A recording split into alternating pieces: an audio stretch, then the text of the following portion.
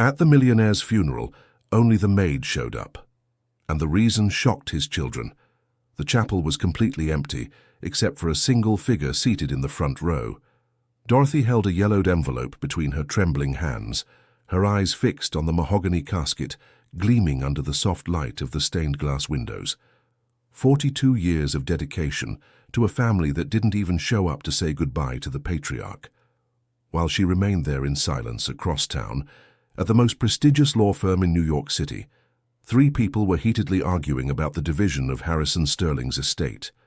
Sebastian, Eleanor, and Julian, the 3 children of the region's wealthiest businessman, showed no sign of mourning, only greed. "I need this resolved today," said Sebastian, the 45-year-old firstborn, adjusting his Italian suit as he paced back and forth across the room. "I have important meetings tomorrow."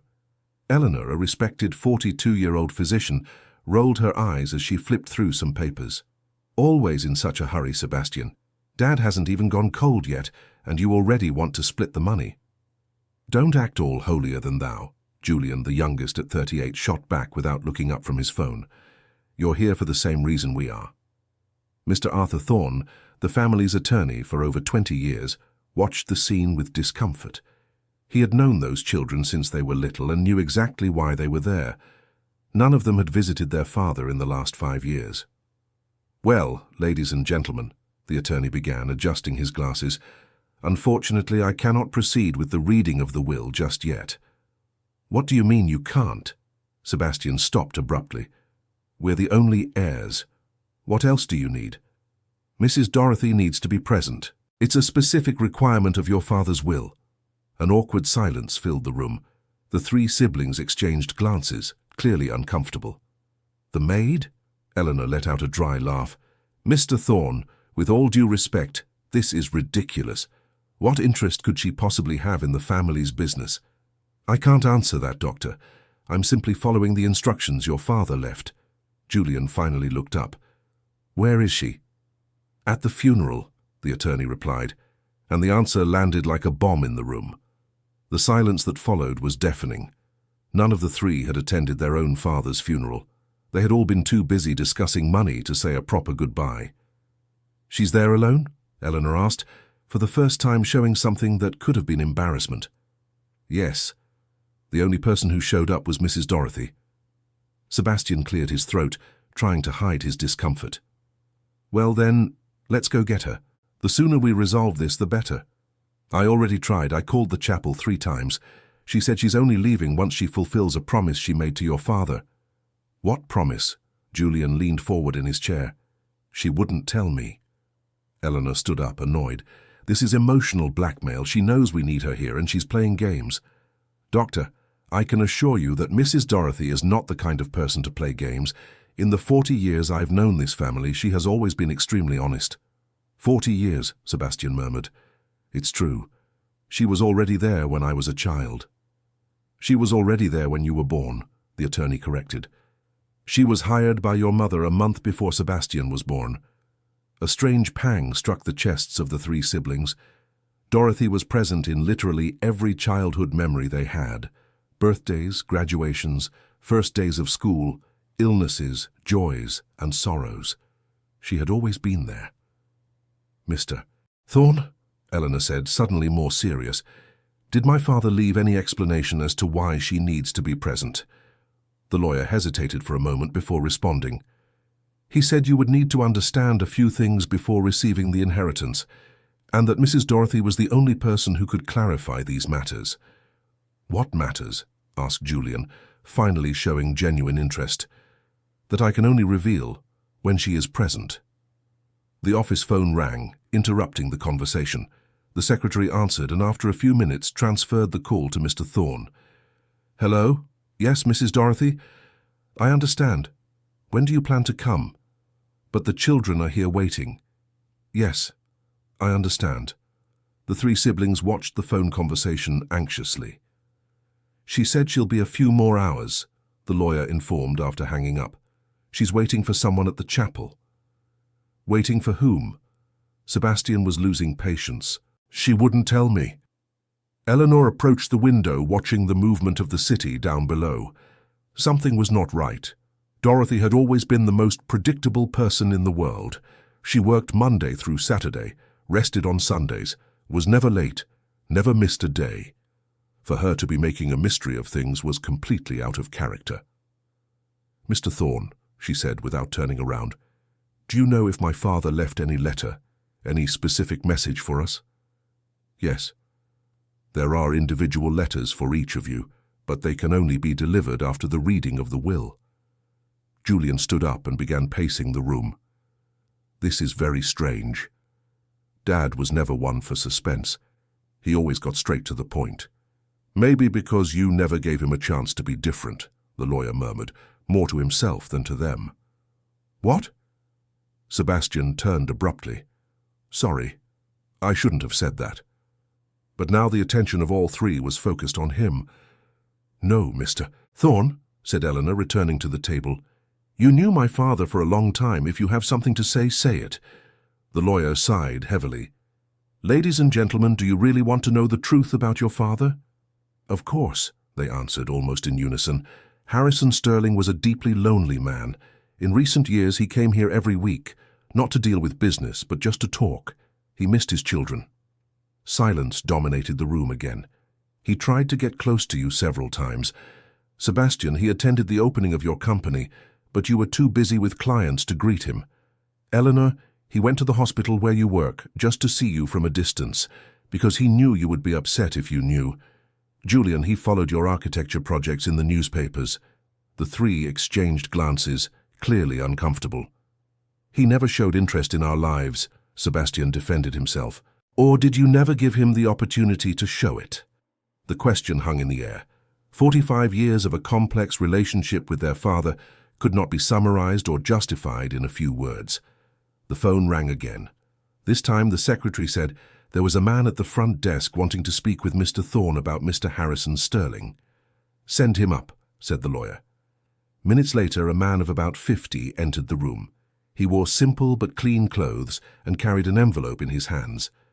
"Good afternoon, my name is Thomas Miller. I was Mr. Harrison's driver." Dear listener, if you are enjoying the story, go ahead and leave a like and, most importantly, subscribe to the channel. It helps us a lot since we're just starting out. Now, continuing. The three children observed the man with curiosity. Thomas had worked for the family for over 15 years, but rarely interacted with them directly. "Thomas," Mr. Thorne greeted him. "I'm sorry for your loss, Mr. Harrison was a good boss. He was the best man I ever knew, sir. That's why I'm here. He asked me to deliver this when his children were all together." Thomas extended the envelope to the lawyer, who looked questioningly at the siblings before accepting. "What is this?" asked Julian. "I don't know," replied Thomas. "He just said you'd know what to do when the time came." The lawyer opened the envelope and found an old key and a handwritten address. 847 Maple Avenue, Greenwich Village, he read aloud. "What place is that?" asked Eleanor. "I have no idea," replied Sebastian. Thomas cleared his throat. "If I may, that address is 2 streets away from the house where Mr. Sterling grew up. He used to stop by there sometimes, especially when he was sad." "Daddy never talked about his childhood," said Julian. "He talked to me," said Thomas, surprising everyone. "During the long trips, he would tell stories. He said he had a very difficult childhood. The family lost everything when he was 15. "What do you mean, lost everything?" Sebastian stepped closer. "His father, your grandfather, had his company go bankrupt because of a betrayal by his business partners. The family lost the house, their belongings, everything. They struggled for years." This was completely new information for the three siblings. Harrison had never spoken about the family's past. "That's why he worked so hard," Thomas continued. "He was afraid you'd go through what he went through. But he was also afraid to tell the truth because he didn't want you to feel sorry for him."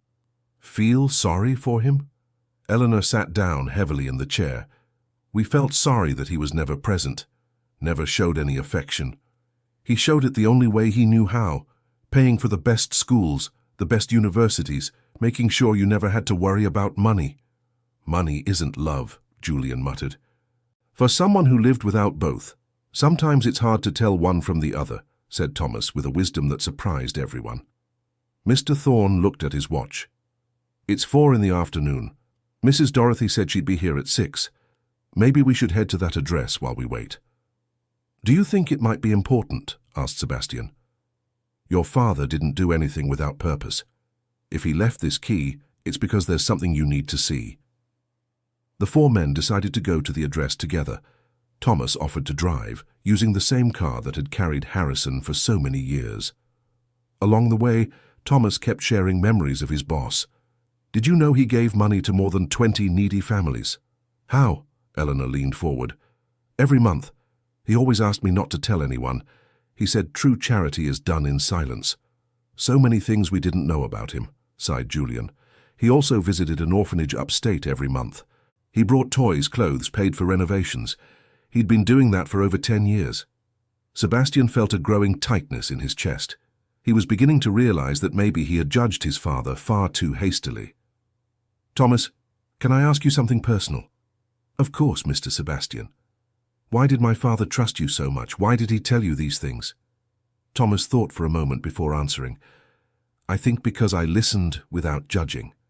And because deep down, we're all children who need to talk about our parents. The answer hit the three siblings like a punch to the gut. Harrison Sterling, the successful and seemingly cold businessman, was also just a son carrying traumas and fears. They arrived at the address. It was a small old house but well kept. Thomas used the key to open the front door. What they found inside would forever change their perception of their father. The house was arranged like a kind of personal museum. On the walls, hundreds of photos of the three children at every age. First steps, birthdays, graduations, weddings. Photos they didn't even know had been taken. My God, Eleanor sighed, approaching an entire wall dedicated to photos of her receiving her medical degree. He was there? Julian asked, looking at photos of himself at various ages. He was in all of them, Thomas confirmed. Always discreet, always from a distance, but always present. In the center of the main room, there was a table with 3 stacks of letters, each bearing the name of one of the children. Sebastian picked up the first letter from his stack with trembling hands. My dear Sebastian, first son of my heart. If you're reading this, it's because I finally found the courage to show you how much you've always meant to me. I've kept here all the letters I wrote to you over the years, but never had the courage to deliver. I'm afraid you won't understand why I always kept my distance. Eleanor and Julian also picked up their letters, decades of repressed feelings written by hand, expressing a love that never managed to be put into words. Why did he never show us this? Eleanor asked, her eyes welling up. Maybe because you never showed any interest in knowing him beyond the provider, Thomas said gently but honestly. It was a painful truth, but a necessary one. The 3 children realized they had always treated their father as a distant figure, someone who was supposed to just pay the bills and solve problems, never as a complex human being with feelings and vulnerabilities. Julian found a bookshelf full of books on fatherhood and family relationships. All of them had markings and notes in the margins. He studied how to be a good father, Julian said, his voice choked. And we studied how to avoid him, Sebastian finished, finally admitting the truth everyone knew. They spent over an hour exploring the house. Each room revealed a new facet of the man they thought they knew. Thank you letters from families who had been helped, certificates of anonymous donations, social projects he secretly funded. Mr. Thorne, Eleanor said, does this change anything regarding the will? I don't know. We need to hear what Mrs. Dorothy has to say. They returned to the office shortly before 6 o'clock. Dorothy was already at the reception, sitting patiently with a wooden box on her lap. When they entered the meeting room, her presence brought a strange sense of familiarity and comfort. She was the only person who represented continuity in their lives. Mrs. Dorothy, Mr. Thorne greeted her. Thank you for coming. I promised Harrison I would be here, she replied, with the steady voice everyone knew. Dorothy, Sebastian said, surprising himself with his own kindness. We're very sorry we didn't attend the funeral. She looked at the 3 of them with an indescribable expression. I didn't expect you to come. The words fell like a stone into still water. There was no resentment in her voice, just the simple acknowledgement of a fact. Why not? Julian asked. Because you spent the last 5 years avoiding your father. Why would you go to the funeral? The silence that followed was heavy with embarrassment and guilt. Mrs. Dorothy, Mr. Thorne interjected, shall we proceed with the reading of the will? May I ask a question first? Of course. Did you go to the house on Maple Avenue?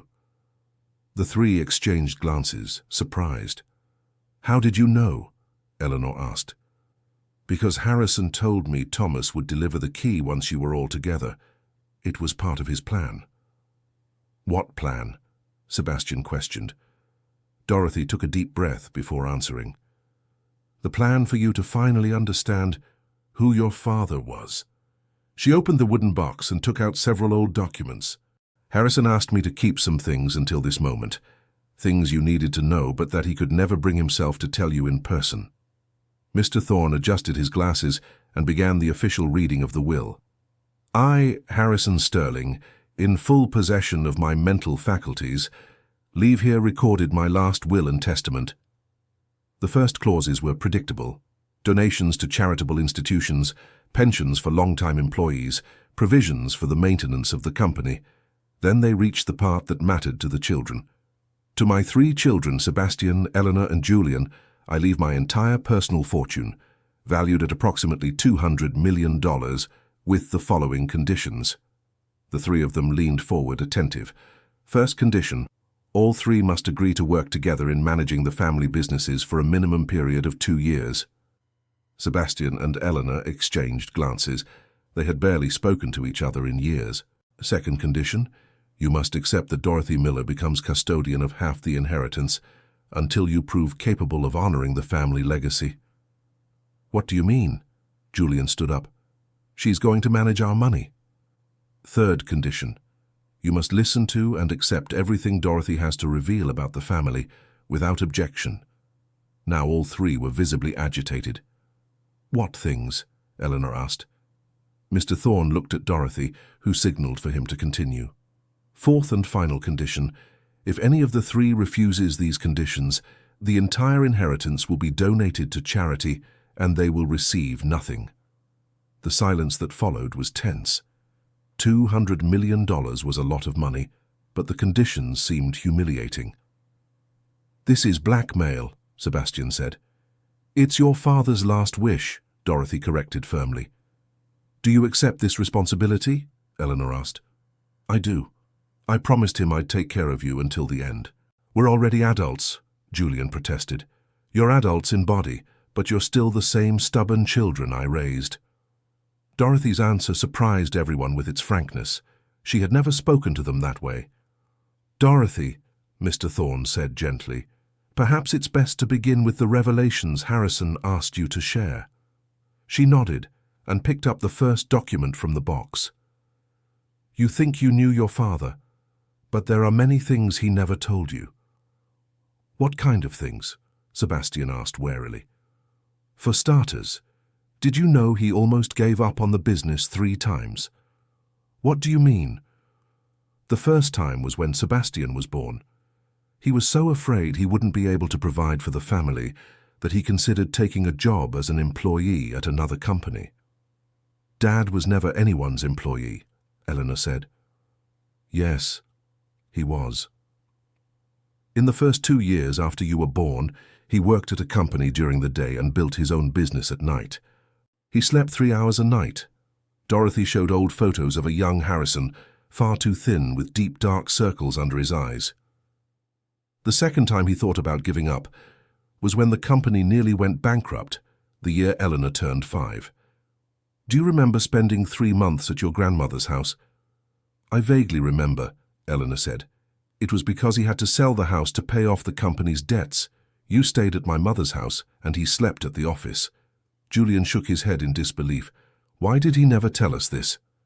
Because you never asked, and because he was afraid you'd lose your admiration for him. What admiration? Sebastian asked bitterly. We barely talked to him. Exactly. Imagine if you'd known he was vulnerable too. Dorothy continued revealing details of Harrison's life that the children knew nothing about. The sleepless nights when the company was in crisis, the desperate calls to banks, the personal sacrifices to keep the family comfortable. And the third time he thought about giving up, Julian asked. Dorothy hesitated. It was 5 years ago. When you stopped visiting him, the silence that followed was heavy with guilt and regret. He got depressed. He even went to see a psychologist. He thought he had failed as a father. Why did we stop visiting him? Eleanor asked, more to herself. Because you were too busy with your own lives, Dorothy replied, and because it was easier to blame him for all your problems than to try to understand him. Sebastian stood up and started pacing the room. Dorothy, why didn't you ever tell us this before? Because he asked me not to. He said he didn't want love out of pity. Dear listener, if you're enjoying the story, go ahead and leave a like and most importantly, subscribe to the channel. It really helps us out since we're just starting out. Now, continuing. But he's not here anymore, Julian said, his voice breaking. No, he's not. And you missed your chance to really know him. Dorothy's words hit the three of them like a punch to the gut. It was the rawest, most painful truth they could have heard. Eleanor walked over to the window, trying to hold back her tears. Dorothy, do you think we're bad people? No. I think you're people who grew up afraid of being vulnerable, just like your father. What do you mean? You learned from him that showing feelings was a sign of weakness. He taught that because it was what he learned as a child. Dorothy picked up another document from the box. Mr. Harrison's father, your grandfather, was a very rigid man. He never showed affection, never told his children he loved them. Mr. Harrison grew up thinking that was normal. So it was a cycle, Julian murmured. Exactly. He didn't know how to be any different, but he tried in his own way. How? Sebastian asked. Do you remember when Sebastian wanted to be a musician? I remember. Dad said it was a waste of time. That's not true. He said that in front of you, but afterward, he came to me asking for recommendations for music teachers. He paid for 2 years of private lessons for you, in secret. Sebastian stopped pacing and stared at Dorothy in disbelief. What do you mean, in secret? He told the teacher it was an anonymous gift. You never knew he was the one who paid. But why in secret? Because he was afraid you'd think he was meddling in your lives. Eleanor turned from the window. And me? Did he do something like that for me? When you were in your 3rd year of medical school and thought about quitting because it was too hard, remember? I remember, I was desperate. He talked to the dean of the university and arranged a special scholarship for you. He said it was a new program from the institution. The scholarship that saved my degree was him. It was. And when you specialized in pediatrics, he donated all the equipment for the children's wing at the hospital where you work. Anonymously, of course, the revelations kept coming like waves, knocking down one by one every certainty the children had about their father. Julian, Dorothy continued, do you know who funded your first architecture project? An anonymous investor. Julian began to understand. Your father. He set up a shell company just to invest in your project without you knowing. Why did he do everything in secret? Julian asked, his voice breaking.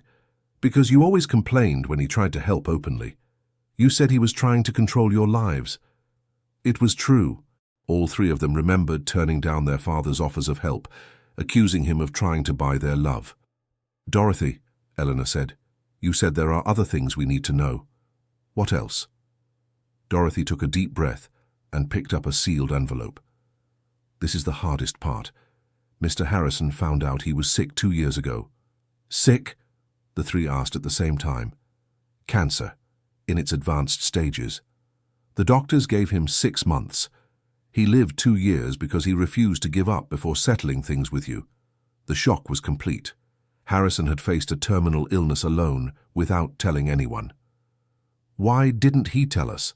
Sebastian was visibly shaken. Because you rarely visited him when he was well. Imagine if you'd known he was sick. We would have stayed with him, Eleanor protested, out of pity. And that's not what he wanted. So he chose to go through it alone? Not alone. He had me.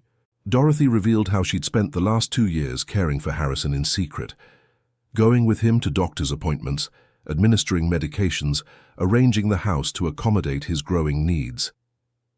In his final week, she continued, he could barely get out of bed, but every morning he asked me if any of you had called. Tears began to roll down the faces of the 3 siblings. The guilt was overwhelming. He talked about you all the time. He told stories from when you were little, showed me the photos, read the letters he wrote but never sent. What letters? Julian asked. He wrote letters to you every week, telling you about his day, asking about your lives, sharing his feelings, but he never sent them because he was afraid you wouldn't reply. Dorothy opened the box and revealed hundreds of letters organized by date, 2 a week for years. 2 a week. One to share the news and another to say how much he loved you. Sebastian picked up one of the most recent letters and began to read. His hands trembled visibly. My dear Sebastian, today I saw a report about your company in the newspaper. My chest swelled with pride. I know you achieved this through your own effort, but I couldn't help feeling that a part of me was there too. I wish I could call you to congratulate you, but I know you'd be bothered. So I write here, hoping that one day you'll know how proud I am to have a son like you. Eleanor and Julian also picked up letters and began to read. The content was always similar. Unconditional love expressed simply and sincerely. Why did he never send these letters? Eleanor asked, crying openly. Because in the few times he tried to reach out to you in recent years, he was rejected. When? Julian asked. Sebastian, your father called 3 times on your birthday. You never returned the calls. Sebastian vaguely remembered the missed calls, but had never bothered to call back. Eleanor, he showed up at the hospital 5 times to invite you to lunch. You always said you were busy. Eleanor remembered her father's inconvenient visits to the hospital. She always saw them as interruptions. Julian, he tried to attend the opening of your office, but you said it wasn't necessary. Julian remembered the day clearly.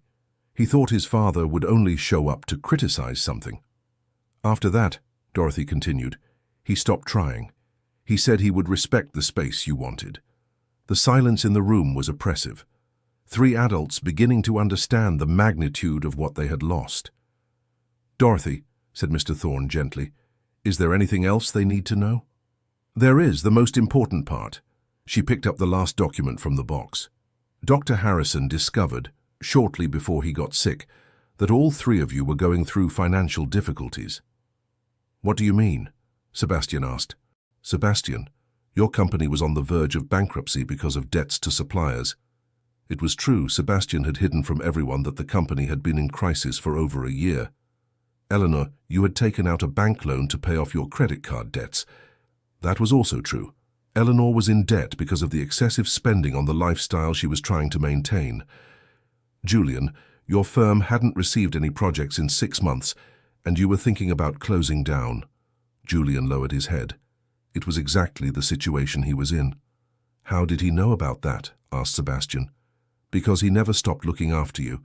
Even when he was rejected, even when you wanted no contact, he always knew everything about your lives. And what did he do? Sebastian, who do you think paid your company's suppliers at the last minute? Sebastian's eyes widened. The anonymous investor who saved my company. That was your father. Eleanor, who do you think paid off your bank debts? Eleanor remembered the mysterious phone call from the bank saying her debt had been settled by a third party. Julian, who do you think hired your firm to design the new commercial building going up downtown? Julian remembered the $1 million contract that had arrived without explanation, saving his company from bankruptcy. He saved all 3 of your financial lives in secret while you ignored him. The revelation was the final blow. The 3 siblings finally understood who the man they had spent their lives rejecting truly was. Why did he do it? Asked Julian, sobbing. Because he was your father. And fathers do that for their children, even when their children don't deserve it. Mr. Thorne stood up. Gentlemen, now you understand why your father set the conditions in his will. He wanted you to know the truth before deciding what to do with the inheritance. We were terrible children, said Eleanor. You weren't terrible, Dorothy corrected. You were children who grew up afraid of loving and being loved, just like your father. But is there still time to change that? For you, yes. For him, no. Sebastian approached Dorothy. Will you help us? Will you teach us how to fix what we broke? If you're willing to learn. The three siblings looked at one another. For the first time in years, there was something beyond resentment between them.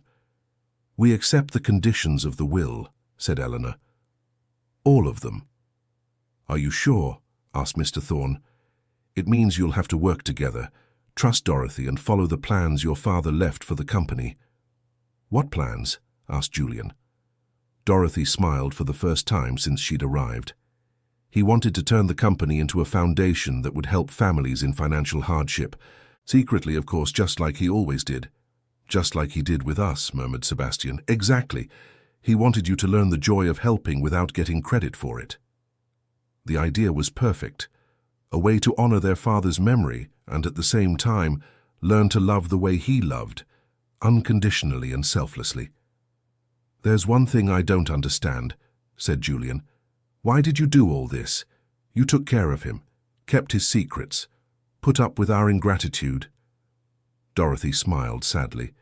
Because someone needed to love you the way you deserve to be loved. And if your father couldn't show it, I showed it for him. You've always been our second mother, said Eleanor, emotional.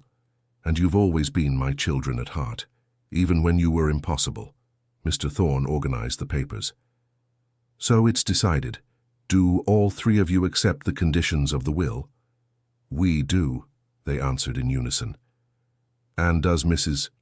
Dorothy accept the responsibility of being trustee? I do. Then let's proceed with the signing of the documents. While the lawyer prepared the official paperwork, the three siblings gathered around Dorothy. Dorothy, said Sebastian, where do we start? First, you're coming with me to your father's grave to say a proper goodbye. And then? Then you'll learn to work together. You'll discover you're more alike than you think. Does the company really need all three of us? Asked Eleanor. It does. Sebastian has the administrative vision, Eleanor has the human sensitivity, Julian has the creativity. Together, you are what your father always dreamed you would be. And what if we can't manage it? What if we fight like we've always done? Then I'll do what I've always done, give you a good talking to until you learn. The answer drew the first genuine smile from the three of them in years. They spent the rest of the afternoon in the office, talking about plans for the company, listening to more of Dorothy's stories about their father, reading letters and discovering facets of Harrison they never imagined existed. When night fell, they decided to go together to the cemetery. It was time for a proper farewell. At Harrison Sterling's grave, the three children were finally able to say the words they had never had the courage to utter while he was alive, that they loved him, that they missed him, that they wished they had been better children. Dorothy stayed by their side, holding Eleanor's hands, as she had done so many times when Eleanor was a child. He's listening, she said simply. How can you be so sure? Because love doesn't end with life. It lives on in every kind gesture we make, in every person we help, in every moment we choose to be better than we were yesterday. Dorothy's words echoed in the silence of the cemetery like a promise and a hope. In the months that followed, the three siblings learned to work together under Dorothy's patient yet firm guidance. They discovered that, despite their differences, they had much more in common than they had imagined. Sebastian applied his business expertise to structure the foundation. Eleanor used her medical knowledge to identify families facing health vulnerabilities. Julian designed affordable homes to be donated to homeless families. Dorothy coordinated everything with the wisdom of someone who had observed and learned from Harrison for more than 40 years. The first family helped by the foundation was Thomas the driver's family. His daughter needed an expensive surgery, and the foundation covered all the costs. Your father would be proud, said Thomas, moved when he learned of the initiative. I think he is proud, Sebastian replied, looking up at the sky. Within 6 months, the Harrison Sterling Foundation had already helped more than 50 families. Always discreetly, always without publicity, always following the example left by the founder. The three siblings discovered that working together was easier and more enjoyable than they had imagined. The differences that once caused conflict now complemented one another perfectly. Eleanor started visiting Dorothy every Sunday, reliving the conversations they had when she was a teenager. She discovered that the wisdom of the woman who had raised her was even greater than she remembered. Julian began including Dorothy in his architecture projects, valuing her opinion on functionality and comfort. She had always known what families truly needed. Sebastian began taking Dorothy to the company's important meetings, introducing her as a special advisor. Her human perspective perfectly balanced the purely commercial view. On the first anniversary of Harrison's passing, the four of them gathered once again at the cemetery. This time, there were not only tears but gratitude as well. "He did it," said Eleanor. "He managed to unite us." "He always knew you would love each other if you had the chance," said Dorothy. "How did he know?" "Because you are his children. And deep down, he was always a man who believed in love, even when he didn't know how to show it." Dear listener, if you are enjoying the story, go ahead and leave a like and, most importantly, subscribe to the channel. It really helps us who are just starting out. Now, continuing. A year and a half after the reading of the will, the three siblings had already completed more than half of the mandatory period of working together. The Harrison Sterling Foundation was recognized as one of the most efficient in the country when it came to discreet humanitarian aid. But it was on a Friday afternoon that they uncovered the last secret their father had kept. Dorothy asked them to gather at the law office for an important conversation. She brought with her a folder they had never seen before. "What is that?" Julian asked. "The last surprise from Mr. Sterling." Dorothy opened the folder and revealed documents that not even Mr. Thorne knew about. "These are the real numbers of the family fortune." "What do you mean, real numbers?" Sebastian leaned forward. "What you inherited was only Mr. Sterling's personal assets, but there are other assets he kept under the company's name." "How much?" Eleanor asked. $300 million more. The silence in the room was absolute. 500 million in total. Julian could barely process the information. "Yes, but there's a condition to access that additional amount." "What?" the three asked at once. "You need to prove that you've learned to love unconditionally." "How do we prove that?" Sebastian asked. "By donating half of that additional amount to social causes, with no publicity, no recognition whatsoever." It was exactly the kind of test Harrison would have created, always pushing his children to grow to become better people. "And what if we don't want to donate?" Eleanor asked. "Then the amount stays locked away forever." The three looked at one another. It was a huge amount to give up, but it was also the opportunity to definitively honor their father's memory. "Do we have time to decide?" Julian asked. "You do, but I know what your decision will be." "How do you know?" Sebastian asked. "Because you are Mr. Sterling's children, and deep down you have the same generous heart he had." Dorothy was right. 2 weeks later, the three siblings returned to the office with their decision made. "We want to donate not half, but 2/3 of the additional amount," Sebastian announced. 2/3? "Yes," Eleanor said. "We want to use the money to build schools, hospitals, daycare centers, things that make a real difference in people's lives. And we want it to be completely anonymous," Julian added. "No one can ever know that the Sterling family funded it." Dorothy smiled with pride. Mr. Sterling would be radiant. "We hope so," Sebastian said. The paperwork was prepared over the following weeks.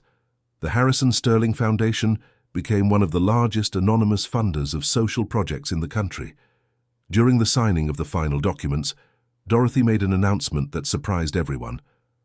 "I have a confession to make." "What confession?" Eleanor asked. "I also received an inheritance from Mr. Sterling." "You did?" Julian leaned forward. "He left me the house on Maple Avenue and an amount for my retirement." "That's wonderful, Dorothy," Sebastian said, genuinely happy for her. "But I'm not going to accept it." "Why not?" "Because my true inheritance is the three of you. Watching you become the people Mr. Sterling always knew you could be is worth more than any money." "Dorothy," Eleanor said, emotional, You're going to stay with us, aren't you? I am, but in a different way. No longer as a housekeeper, but as family. You've always been family, Julian said. Now it's official. Mr. Thorne prepared the papers to formalize the symbolic adoption of Dorothy as an official member of the Sterling family. She would become the official matriarch, the person who would keep Harrison's memory and values alive. At the signing ceremony, held in the same room where it had all begun 2 years earlier, the four embraced, as the family they had always been but had never acknowledged.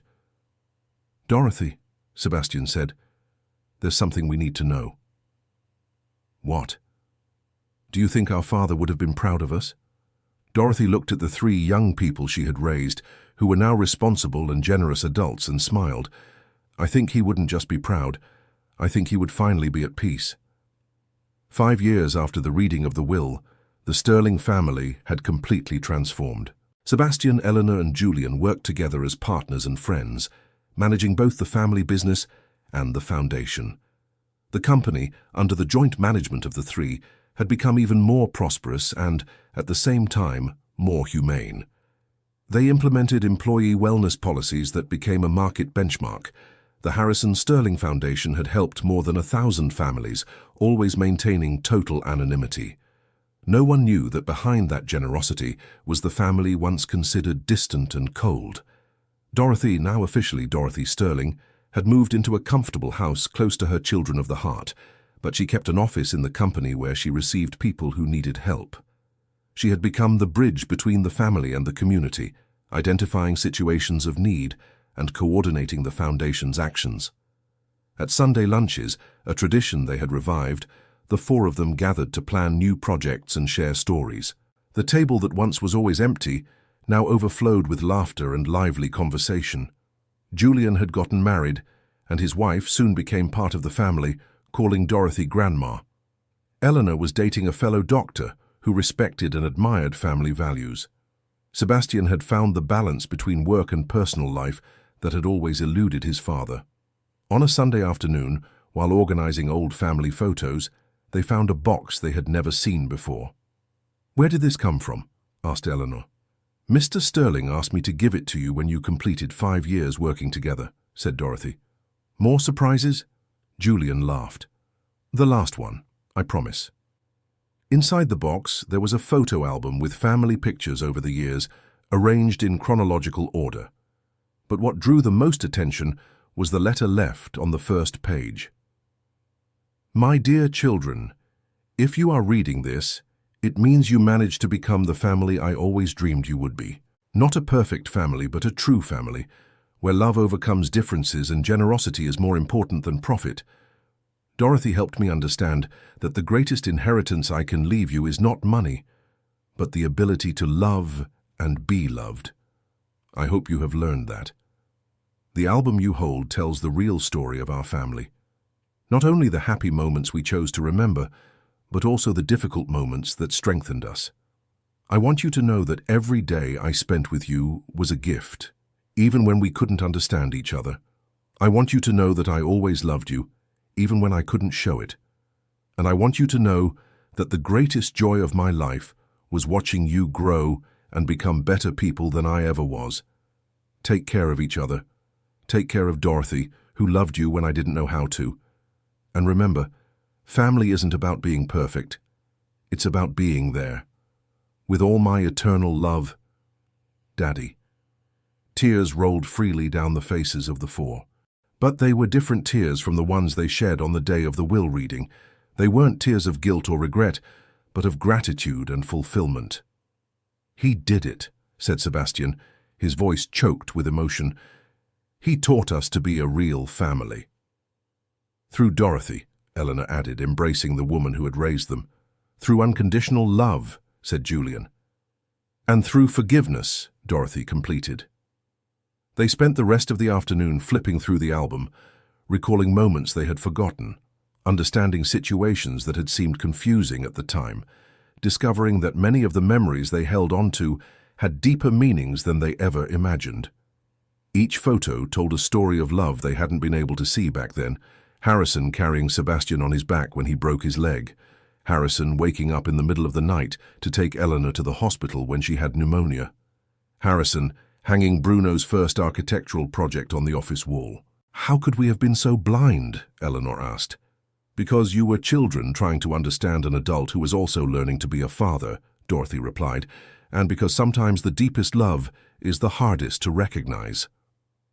At the end of the afternoon, as the sun began to set, the four of them walked to the garden of the house where they now lived together. Dorothy had suggested they buy a large house where everyone could live close to one another, but still independent. In the garden, Harrison had planted a tree for each child when they were born. The 3 trees were now tall and leafy, their canopies intertwining in generous shade. "Just like us," Julian observed. "We grew up separately, but our roots were always connected." "And they always will be," Dorothy said.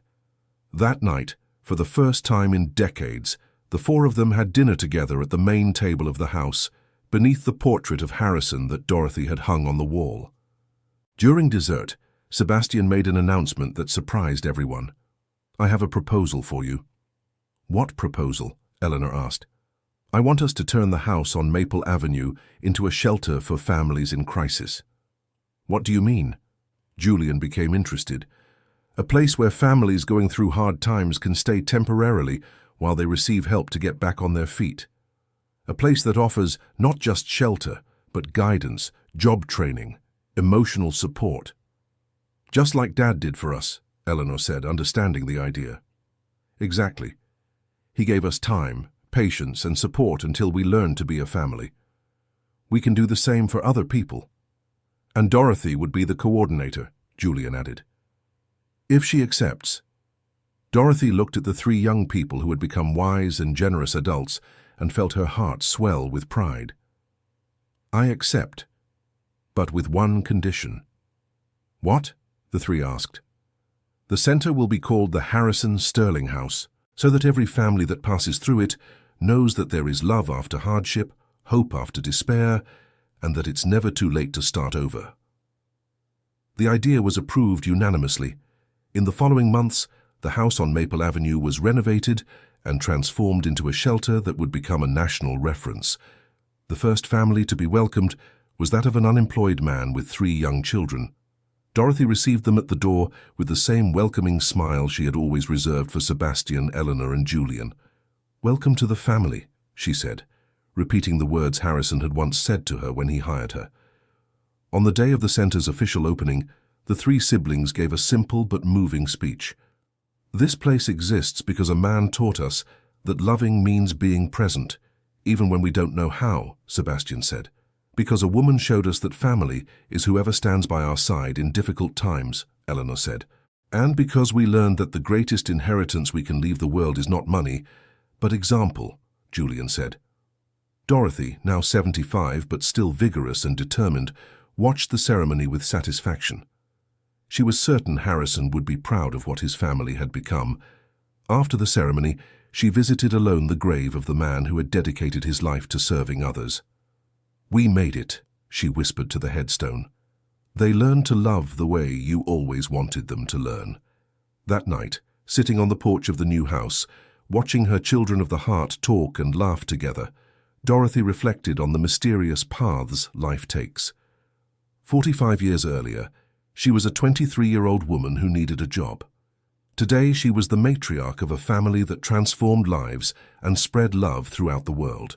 Harrison had passed away, but his legacy lived on in every gesture of generosity from the children, in every family helped by the foundation, in every life transformed at the shelter. "Dorothy," Eleanor approached the porch. "What are you thinking about?" "I'm thinking that your father got what he always wanted." "What?" "To leave the world a little better than he found it. Through us, through you, through the foundation, through all the people you will inspire to do good." Sebastian and Julian joined the conversation on the porch. "Dorothy," said Julian, "we have an important question." "What is it?" "Are you happy? Truly happy?" Dorothy looked at the 3 young people she had raised since they were babies, who were now prosperous and generous adults, who had found the path of love and solidarity. "I'm the happiest woman in the world," she answered without hesitation. "Why?" asked Sebastian. Because I spent my entire life doing what I love most, taking care of you. And now I can see that every second was worth it. Even when we were impossible, Eleanor teased, especially when you were impossible, because it was in those moments that I learned that love isn't about deserving, it's about choice. And you always chose to love us. Always. And I always will. The four of them stayed on the porch until late at night, talking about the past, planning the future, simply enjoying each other's company. When they finally said goodnight and went to sleep, each one knew they had found something many people spend their entire lives searching for, a true family, built not only by blood ties, but by unconditional love, forgiveness, and mutual devotion. The next morning, as every day since they had moved into the new house, Dorothy woke up early and prepared breakfast for the family. It was a ritual she had kept for over 40 years, and that had never brought her so much joy. When the three children came down for coffee, they found the table set with care and a note from Dorothy. "My dear children, today is a special day. It's been exactly 6 years since the reading of the will that changed our lives. 6 years since we began the journey to become the family we always were on the inside, but couldn't show on the outside. I want you to know that these have been the happiest years of my life. Watching you grow, come together, learn to love and let yourselves be loved, has been a privilege I give thanks for every day." Mr. Harrison left a special message to be read exactly today. It's in the drawer of the desk in the living room. Don't resist your curiosity and read it right after breakfast. With all my love, Dorothy. The three of them looked at each other, intrigued. After 6 years, there were still surprises left by their father. After breakfast, they ran to the desk and found a sealed envelope with specific instructions. "To be opened by my 3 children on the 6th anniversary of the reading of my will, in the presence of Dorothy." They called Dorothy, who arrived smiling mysteriously.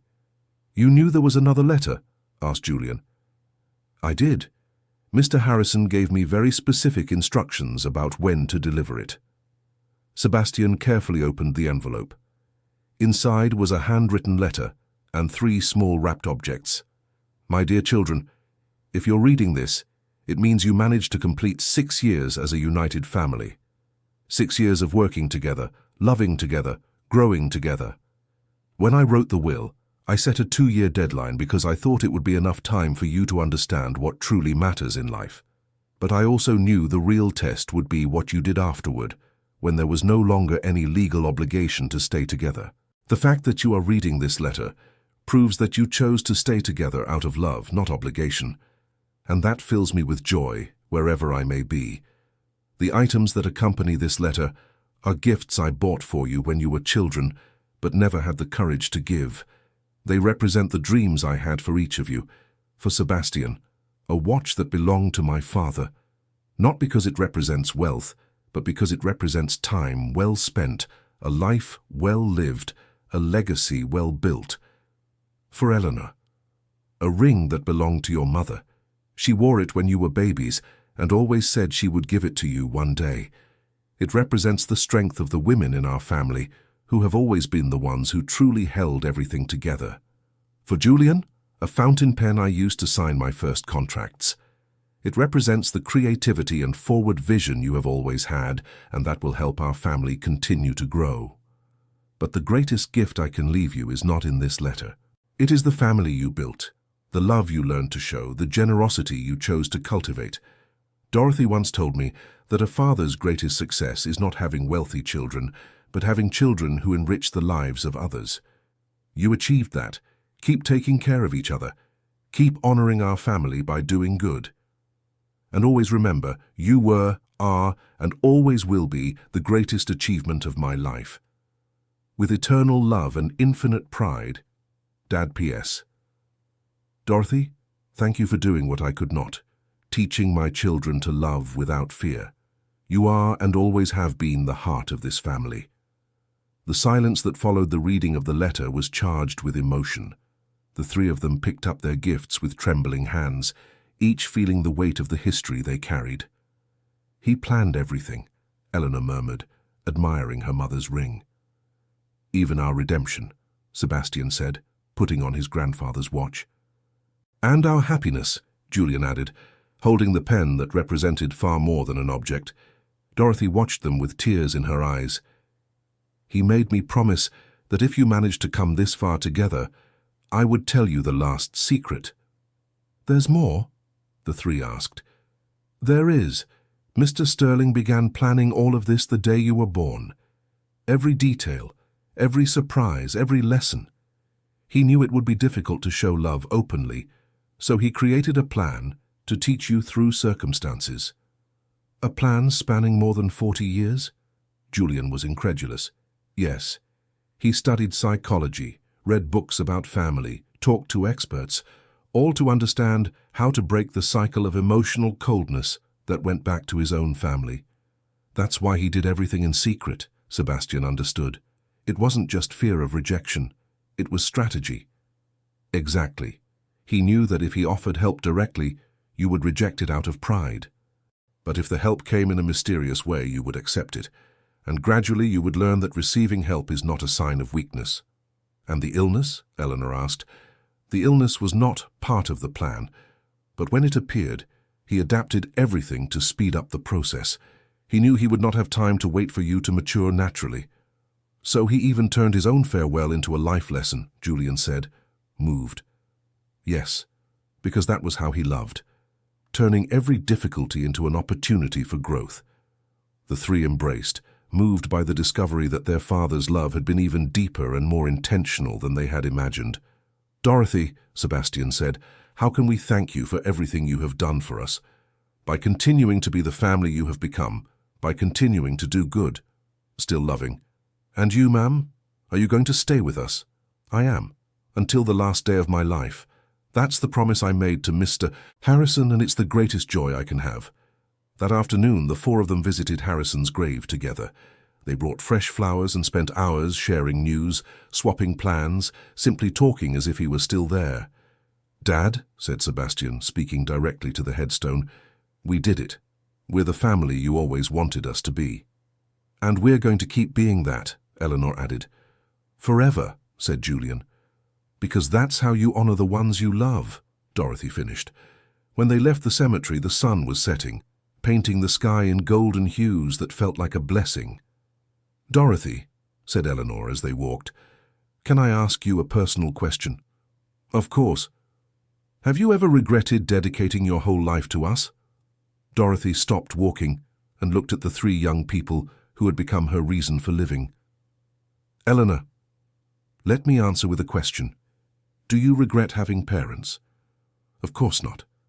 "Well, there you go. You're my children, not by blood but by choice, and mothers don't regret loving their children, even when we're difficult, especially when you're difficult, because that's when you need love the most." Julian stepped forward and hugged Dorothy. "You're the best mother we could have ever had, and you're the best children a mother could ever dream of having." Sebastian and Eleanor joined the embrace, forming the circle of love Harrison had always dreamed of seeing. That night, for the first time since he was a child, Sebastian called his siblings just to say he loved them. Eleanor wrote a letter of gratitude to Dorothy. Julian sketched the design of a dream home for the family, small gestures that represented the great transformation that had taken place in their lives. 10 years after the reading of the will, the Sterling family had become a national reference in philanthropy and family unity. The Harrison Sterling Foundation had helped more than 5,000 families. The Harrison Sterling house had taken in hundreds of people in vulnerable situations. Sebastian had gotten married and had 2 children who called Dorothy Grandma. Eleanor had specialized in family medicine and provided free care to underprivileged families. Julian had expanded his architecture firm and focused on social projects. The three continued working together, living nearby, and having lunch together every Sunday. The family tradition Harrison had always wanted to establish had finally taken root. Dorothy, now 80 years old, remained active and involved, always present at important moments, always ready to offer advice and hugs. In an interview with a magazine about successful families, the 3 siblings were asked about the secret to their family unity. "The secret isn't being perfect," Sebastian answered. "It's being present." It's understanding that love is shown through actions, not just words, Eleanor added. And it's having someone like our Dorothy, who teaches us every day that family is built with patience and dedication, Julian finished. When the magazine came out, Dorothy framed the article and hung it on the living room wall next to Harrison's portrait. He would be proud, she said, looking at the photo. He is proud, Sebastian corrected, having just arrived for Sunday lunch. How do you know? Because I can feel it. Every day, in every good thing we do, I feel his approval. Eleanor and Julian arrived together, bringing the little ones for another family lunch. During the meal, the children asked about the man in the photo on the wall. That's Grandpa Harrison, Dorothy explained. He's not here anymore, but it's because of him that we're such a close family. What do you mean? Asked Sebastian's 5-year-old daughter. He taught us that loving is more important than anything else in the world. And how did he teach that? By being patient with us when we made mistakes, forgiving us when we hurt him, and never giving up on us even when we gave up on him. The children listened attentively, not fully understanding the meaning of the words, but absorbing the love that filled every sentence. After lunch, while the children played in the garden, the 4 adults gathered on the porch for the traditional Sunday conversation. Dorothy, said Eleanor, we have a proposal. What is it? We want you to write a book telling our story. A book? Yes, said Julian, so that other families can learn from our mistakes and our successes. And so that Dad's story can inspire other people, Sebastian added. Dorothy thought for a moment. I'm not sure I'm the right person to write a book. You're the only right person, said Eleanor. You lived through everything. You witnessed the transformation. You made it happen. And what would this book be like? Telling the truth, Sebastian answered. How we were before, how we became who we are, what role each of us played in that transformation. Including Dad's role, said Julian, showing that love sometimes has to be strategic, planned, patient. Dorothy looked at the children playing in the garden, at the 3 adults she had raised, at the house full of life and love. All right, she said finally, I'll write it, but with one condition. What? The book will be called The Legacy of Love, because that's what we truly inherited from Mr. Harrison. The idea was approved unanimously. Dorothy spent the following months writing with the help of her 3 children, who provided details and perspectives she hadn't known. The book became a bestseller and inspired thousands of families across the country to rethink their dynamics and priorities. At the book launch signing, a woman approached Dorothy with tears in her eyes. Mom, she said, I read your book and it saved my family. I was about to get a divorce. My children wouldn't talk to me anymore. After reading your story, I understood that the problem wasn't them. It was me. I didn't know how to show love. And now? Asked Dorothy. Now we're learning together. My husband agreed to go to family therapy. My children started talking to me again. It's not perfect yet, but we're making progress.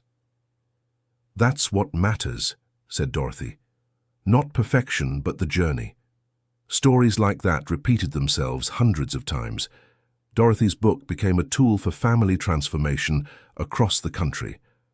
A year after the book's release, the Sterling family received a special invitation to take part in a documentary about families that overcame conflict and came back together. During the filming, the director asked a question that made them reflect deeply. If you could change something about the past, what would you change? The 3 siblings looked at one another before answering. Nothing, said Sebastian, surprising even himself. Nothing? Asked the director. No, Eleanor confirmed, because every mistake, every hardship, every difficult moment brought us to where we are. If we changed anything, maybe we wouldn't have learned the lessons we learned. And maybe we wouldn't value what we have today as much, Julian added. And you, Dorothy? Asked the director. I would change just one thing, she said thoughtfully. What? I wish I'd had the courage to tell Mr. Harrison while he was alive that he was a better father than he ever imagined. The answer moved everyone present. Even after so many years, Dorothy still thought about the well-being and self-esteem of the man she had loved as a son and a boss. The documentary aired on Mother's Day and made a national impact. The Cavalcanti family became a symbol that it's never too late to rebuild relationships and that true love overcomes any obstacle. But for them, what mattered most wasn't public recognition. It was waking up every day knowing they were a true family, built on solid foundations of love, respect, and mutual dedication. 15 years after the reading of the will on Dorothy's 90th birthday, the family organized a party to celebrate not only her life, but everything she meant to them. Friends, foundation staff, families helped by the Harrison Sterling House, everyone gathered to honor the woman who had dedicated her entire life to caring for others. In the main speech of the party, Sebastian summed up everyone's feelings. Dorothy isn't just our mother at heart, she's our hero. She proved that unconditional love exists, that patience has transformative power, and that it's never too late for a family to come together. She taught us that family isn't about genetics, said Eleanor. It's about choice, dedication, and staying. And she showed us that the greatest success in life isn't having money, said Julian. It's having people who truly love us. Dorothy, moved by the tributes, asked to speak. My dears, she said, her voice still steady at 90 years old, you're thanking me for doing what any mother would do for her children, but I want you to know that the gratitude should be mine. Why? Asked Sebastian. Because you gave me the fullest life a person could have. You allowed me to love and be loved. You gave me purpose. You included me in every important moment. At 90 years old, I can say I lived a complete life because I lived a life full of love. And we can say we had the best mother in the world, said Eleanor. The most patient, added Julian. The wisest, finished Sebastian.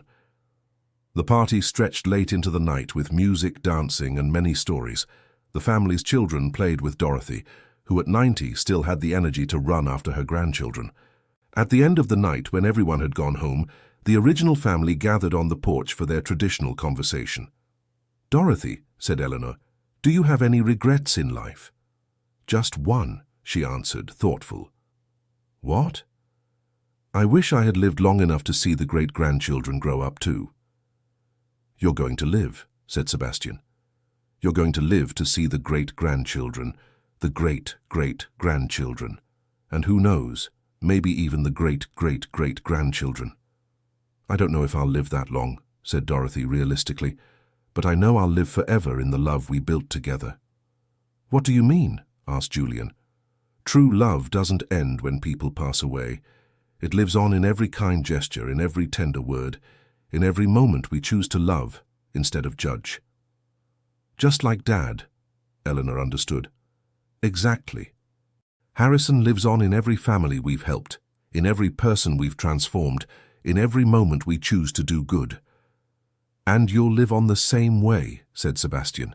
Yes, in the love you'll pass on to your children, and they to theirs. That's how a true legacy is built. That night, each of the four wrote a letter to the family's future generations, telling the story of how they came together, transformed themselves, and learned to love. The letters were kept in a special safe, to be opened by the great-grandchildren when they turned 18. Dorothy lived until the age of 97, always active, always present, always loving. She had the joy of meeting 5 great-grandchildren and watching them grow with the same love she had planted in the family. When her time came, she was surrounded by her 3 children at heart, who stayed by her side with the same tenderness she had always shown them. Her last words were, "Take care of each other." Doctor, Harrison is waiting for me, but you all still have so much love to spread around the world. Dorothy's funeral was one of the largest the city had ever seen, not because she was famous or rich, but because she had touched the lives of thousands of people through her kindness and dedication. Sebastian, Eleanor, and Julian carried the casket alongside representatives of the families she had helped throughout her life. It was one final demonstration that she had truly been a mother to far more people than just the 3 of them. At the cemetery, she was laid to rest beside Harrison, fulfilling the final wish she had expressed, to rest beside the man she had loved and served for more than 60 years. On the headstone, at the suggestion of her 3 children, the phrase that best defined her was engraved, Dorothy Sterling, mother of all who needed unconditional love. After the funeral, the three siblings gathered at the family home to plan how they would carry on the legacy they had received. "We have to continue her work," said Sebastian. "And Dad's too," added Eleanor. "How do we do that?" asked Julian. "By being to our children what she was to us," replied Sebastian, "and by teaching them the importance of loving without conditions, and by keeping the foundation and the shelter running," said Eleanor. "And always remembering that family is about being present, not about being perfect," Julian concluded. They agreed to meet every first Friday of the month to plan the institution's activities, and every Sunday to keep the family lunch tradition alive. The house where they lived continued to be the gathering place for the extended family, always open to welcome anyone who needed love and support. The children of Sebastian, Eleanor, and Julian grew up hearing stories about Grandpa Harrison and great-grandmother Dorothy, learning from an early age that a person's greatest value lies not in what they own, but in the good they do for others. 20 years after Dorothy's passing, when the first great-grandchild turned 18, the family gathered to open the letters she had left behind. In the letter addressed to future generations, Dorothy had written, "Dear descendants of the Sterling family, if you are reading this letter, it means love has won. It means we managed to break the cycle of emotional coldness that existed in the family and establish a new tradition, the tradition of unconditional love. I hope you have grown up in a close-knit family where you feel loved and valued every day. I hope you have learned the importance of being present in each other's lives. But above all, I hope you have understood that the greatest treasure a family can have is not money, but love, and that the greatest inheritance we can leave is not material goods, but the example of how to live a full and generous life. Our family's story proves that it is never too late to start over, never too late to forgive, never too late to love. Always remember this when you face difficulties or conflicts. Take care of one another. Be patient with each other's differences. Forgive mistakes. Celebrate your achievements together. And never, ever let pride be greater than love. The Harrison Sterling Foundation and the Harrison Sterling House are the responsibility of the entire family. Keep them active. Grow with them. Use them to make a difference in the world. And remember, you are descendants of a man who learned to love through patience and of a woman who taught love through example. Carry this legacy with pride and responsibility, with eternal love from one who dedicated her life to building this family, great-grandmother Dorothy. Reading the letter moved every generation present. The great-grandchildren, now young adults, finally understood the magnitude of the responsibility they had inherited.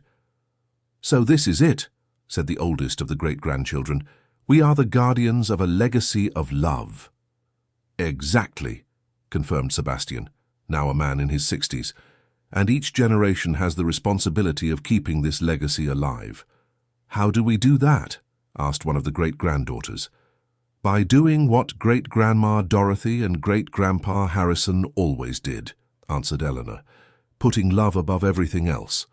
From that day on, the young members of the family actively engaged in the Foundation's and the Shelter House's initiatives, bringing new energy and innovative ideas to expand the reach of their efforts.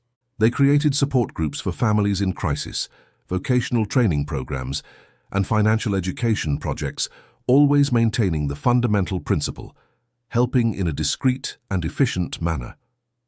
The Harrison Sterling Foundation became one of the most respected in the country, known not only for its efficiency, but for its human and personalized approach to every case. The Harrison Sterling House expanded to other cities, always following the model created by Dorothy. Temporary shelter combined with training and emotional support for rebuilding one's life. 25 years after the first reading of the will, the Sterling family had become a national example of how to turn pain into love, conflict into unity, selfishness into generosity. In a special television documentary on the Foundation's 25th anniversary, the three original siblings, now in their 70s, were interviewed about the secret of their family's success. "The secret," said Sebastian, "was understanding that family isn't something we're born with. It's something we build every day." "And having had two special people," added Eleanor, "who taught us that love isn't about deserving. It's about choosing." "Our father taught us that love sometimes has to be strategic and patient," said Julian. "Our Dorothy taught us that love has to be shown every day, in simple but constant gestures." At the end of the interview, the reporter asked the question everyone wanted to see answered. "If you could send a message to other families going through conflicts, what would it be?" The three looked at each other, and Sebastian answered for all of them. "It's never too late to start over. It's never too late to forgive. It's never too late to love. Pride can last a few years, but regret can last a lifetime. Choose love, always." The message went viral on social media and inspired thousands of people to reconnect with estranged relatives, to overcome old grudges, to prioritize what truly matters in life. Today, 40 years after the first reading of the will, the Sterling family remains united and growing. There are now over 20 members spread across children, grandchildren and great-grandchildren, all raised with the values planted by Harrison and cultivated by Dorothy. The tradition of Sunday lunch continues, now in an even bigger house, always with an empty seat at the table in memory of Harrison and Dorothy, and always with the door open for anyone in need of family. The Harrison Sterling Foundation has already helped over 100,000 families and has become a model for similar initiatives in other countries. The Harrison Sterling House has branches in 15 states across the country, always maintaining the standard of excellence and humanity established by its founder. But the greatest legacy isn't in the numbers or public recognition. It's in the fact that a family that was completely fractured managed to come together and become an example of unconditional love for thousands of other families. It's in the fact that Harrison Sterling, a man who died believing he had failed as a father, actually left the greatest inheritance a father can leave: children who learned to love and to spread love throughout the world. It's in the fact that Dorothy Miller, a housekeeper who could have lived an ordinary and forgotten life, chose to devote herself to love and became an example of motherhood for future generations. And it is, above all, in the fact that 3 siblings who lived like strangers discovered that family love can overcome any obstacle, heal any wound, build any dream. The end. Now, tell me what you thought of this story of family transformation and where you're watching from. Do you believe Dorothy made the right decisions throughout all these years? We can't wait to read your opinion in the comments with sincere words. Thank you so much for your company. Don't forget to leave your like and, above all, subscribe to the channel so you don't miss other emotional stories.